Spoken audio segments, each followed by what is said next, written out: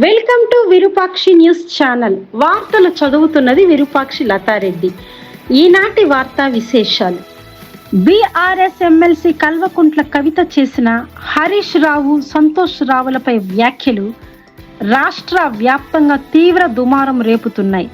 ఈ వ్యాఖ్యల నేపథ్యంలో బీఆర్ఎస్ పార్టీ నుంచి కవితను సస్పెండ్ చేసే అవకాశం ఉన్నట్లు వర్గాల నుంచి గుసగుసలు వినిపిస్తున్నాయి.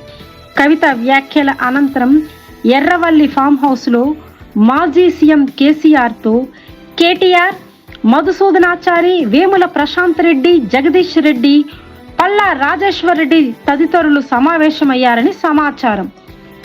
బీఆర్ఎస్ సోషల్ మీడియా వేదికగా హరీష్ రావును 6 అడుగుల బుల్లెట్ అంటూ ట్వీట్ చేయడం, కవిత పీఆర్ఓను మీడియా గ్రూపులలో నుంచి తొలగించడం, ఇవన్నీ పార్టీలో అంతర్గత ఉద్రిక్తతను సూచిస్తున్నాయి.